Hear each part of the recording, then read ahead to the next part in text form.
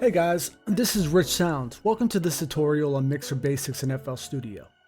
The mixer is where your sounds truly come to life. It's where you can balance levels, apply effects, and make your music sound professional. Whether you're working on a simple beat or a full song, understanding the mixer is essential for creating a clean and polished mix. In this video, I'll walk you through the mixer layout, how to assign tracks, add effects, and share some tips to improve your workflow. Let's jump right in. Okay, so to open up the mixer in FL Studio, you either want to press F9 or you want to go to this icon right here at the top.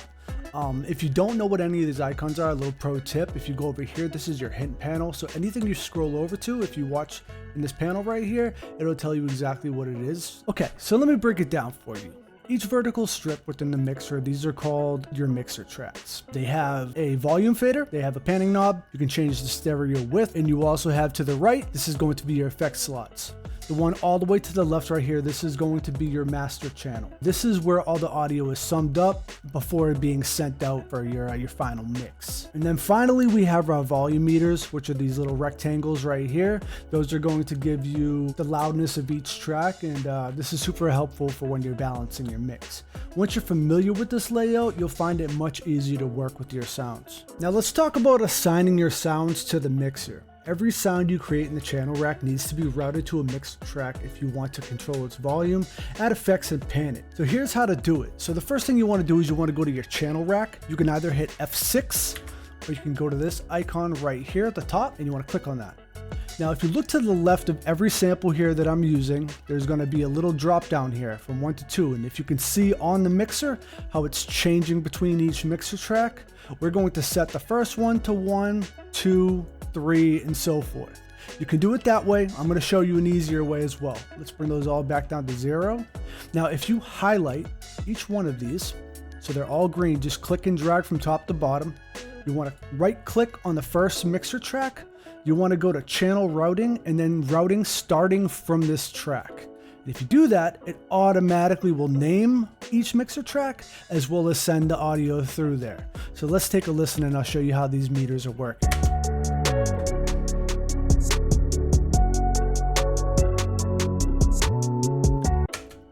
Now, another little pro tip here, when working within the playlist here, you can also map each channel here. Samples and patterns, they work a little differently. So if you're working with a pattern, they're not going to automatically sync to the mixer track. But if you click and drag just like you did on the channel rack and bring it all the way down to the bottom of your project, and you right click on the first track, go to track mode, audio track, and then click on the top one. Ours are already named because we already routed them to each mixer channel. So you want to just click there and it automatically will name each track here. So now when you go to modify and let's say I hit right click and I hit R, I want to rename it and we're going to call this one Melody. I change it. It's going to change it right here also in the playlist. Now, if I right click on that and I can hit auto name clips and it auto named my clip. Now I can do that for every single one of them simultaneously. So after I labeled them all within my mixer, I can go ahead and do so. So I'm going to fast forward and I'll show you exactly what I mean. Okay, now as you can see, everything is color coded, named, and ready for, our next step within our project. I should note that when you do right click on any of these and hit R, when you're going to rename, if you look at this little tab on the right, you can also change your color. It helps. I usually make my drums red. I usually make my melodies green. Totally up to you. I just like to keep things vibrant and kind of make sure that different samples or different melodies and tones are really popping out. Next thing I want to talk to you about, volumes and panning controls. So after we have our mix, I'll play it for you real quick.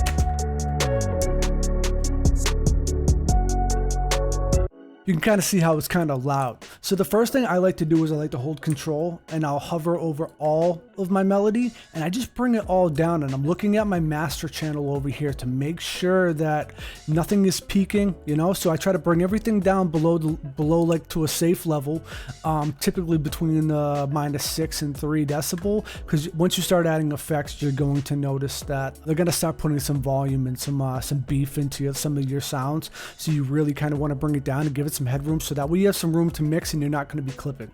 So I'll just bring all these down just like that. A nice safe level. Now if I click on the master, you can see here It's hitting about a 9, not bad. So I know I have some room. There. So what I want to do now, typically I think about what's going to be most important within my mix and priority, and I want to prioritize what sounds I want to really be forward. So the first thing for most hip hop songs, kind of like the one I'm working on now, is you want your kicks and your snares to kind of be the driving force. Your hats are going to kind of carry the bounce. Open hats will kind of just give you a little bit of differential within your drum patterns. So I'll bring the kick up immediately. That's always going to be the first one. If you right click on this little green dot here, that'll solo all mixer tracks except for the one that you want to listen to. Right click on the next one, so forth, and you can work your way down and slowly mix until you have a balanced mix between all your instruments. So I'll start here. That one sounds pretty good. What also really helps to kind of get a nice balanced mix, I didn't realize this was turned, is if you put it into just a merged. If you look at the top left right here, it says merged, right? And then you have wide, which is gonna push it all to the left and right. So when I'm mixing, typically what I like to do is I like to make it a nice tight single kind of mono channel in a sense, and I usually mix in that first, make sure I can hear all the sounds, and then I usually do the panning and stuff like that later on, you know, pushing things left to right. So make sure everything's balanced in here first.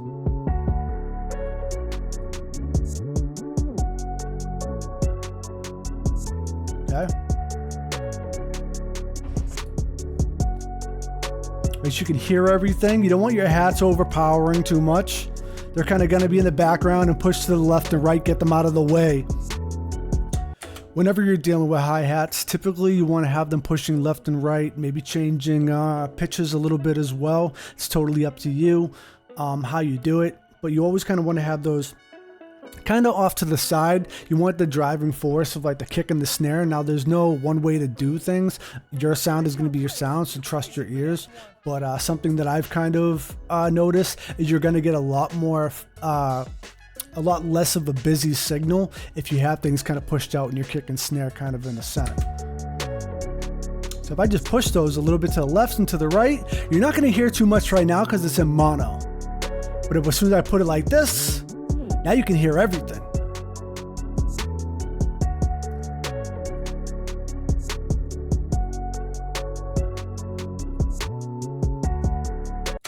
Okay, so next thing I'm going to talk to you guys about is adding and managing effects. So typically with drums, you're going to have a lot of different instruments, a lot of different percussion instruments kind of together. So typically what I like to do, keep my drums kind of glued together. Now you can add effects to each individual mixer track, but I usually hold control, connect all of them together just like that, and I'll right click on this little bottom arrow and I'll empty insert, and then I right click on it and I go to route to this track only. Now this track right here, we'll right click, hit R, and then we're going to type in drum bus. Now drum bus, this is going to be where all your drums are going to be sent, and then that channel will go to the mixer. So we have everything going in there. It's going to save your CPU a bunch of power and performance. So I'll change that. I'll make that, let's make it blue, make it pop out a little bit so I know which one's my drum bus. Now when I'm adding effects, I'm going to add effects only to this one channel. It'll glue the drums because now we have the same type of tone and effects that being added to each instrument. But then after that, it goes right into the mix. It goes right into the master. So I'll go in here, say I add, let's say we add some reverb, right? Go to reverb, grab my ROM right here. I'm gonna go to small, and I'll just go to drum bus right there. This is an effect I use often when I'm using my drums. It's actually pretty decent. And then I just play it. And it affects everything. But now let's turn it off. Hear the difference? It just adds a spaciness to to your drums. So that's something to think about, especially when it comes down to like getting your drums to be glued together. You kind of want to add in a nice kind of reverb, something like that. It kind of helps out a lot. You can add in some compression as well. Compression helps with a lot of that pumping, that push and pull kind of sound you hear in a lot of drums. Very good for like EDM and stuff like that. There's parallel compression you can also, look into.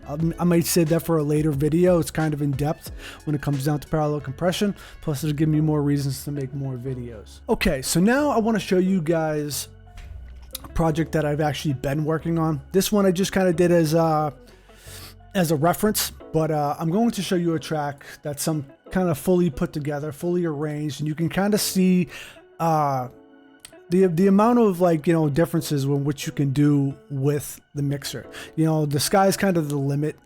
You have plenty of mixer tracks, especially if you're just starting out. So we'll not save that. Yeah, I know I'm crazy, right? But we're gonna go right in here. We'll go to the beginning of this beat. I'll show you the mixer, and you can see how everything's kind of stacked up here.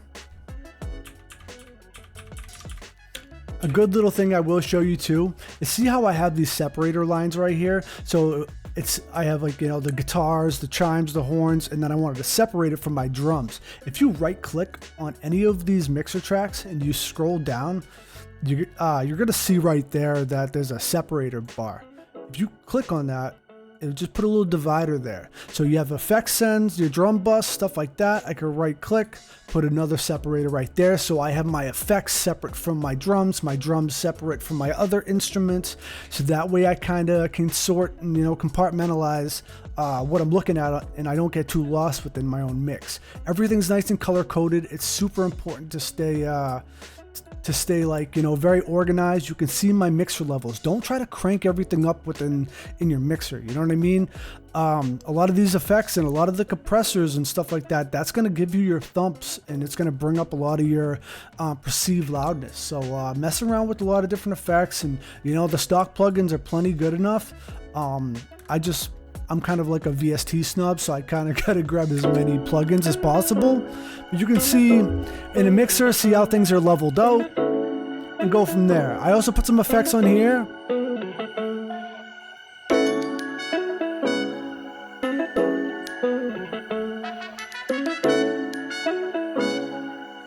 Hey, yo, Rich, you crazy for this one.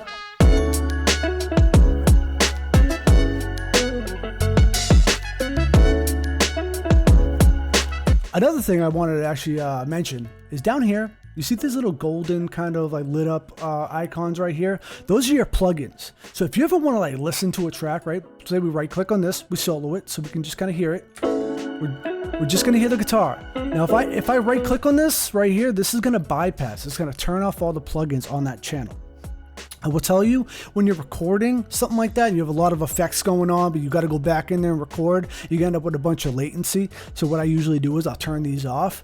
If you are recording with effects on, I recommend that you guys record with FL Studio plugins. Only when you're recording, just to get your vocals up, all that. And then kind of, you can mess around with it post, but you're going to have a lot less latency when you're dealing with FL Studio's plugins over third party like Ozone or something like that. But yeah, let's turn this off and we can listen. We'll go back and forth. Try to give you something that's a little bit less subtle. We'll go to the drums. Right? Hear the difference?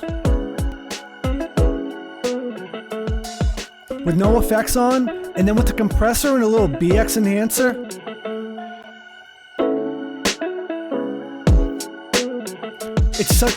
It's such a big difference. That's why I'm telling you guys, don't go too loud in the beginning. Try to keep it subtle, try to keep it quiet. You'll realize what kind of sibilances are kind of popping out a little bit more than the other ones. If you're using drums, whatever it is, you'll have a little bit more of a balance. When you're listening to music, you kind of want to listen at lower levels. When you got your friends around, bump the music, I totally understand. But what will end up happening is you'll end up getting ear fatigue, and then you want to give yourself some breaks here and there so your ears can kind of acclimate, and then you can go back to your mix and then kind of go listen to it. You ever if you ever try to mix a song or anything like that, and you go back the next day and you listen to it, like, what the hell is this? This sounds terrible. It's because your ears ended up getting fatigued and you weren't hearing every vibration, every note, every frequency correctly. So you want to kind of, take that into effect. So that's it for this tutorial on Mixer Basics in FL Studio. We covered everything from routing sounds to adding effects, managing levels, and even some workflow tips. The mixer might seem complicated at first, but with practice, it'll become one of your favorite tools in FL Studio. If you found this helpful, don't forget to like, subscribe, and leave a comment with your questions or ideas for future tutorials. And thanks for watching, and I'll see you in the next one.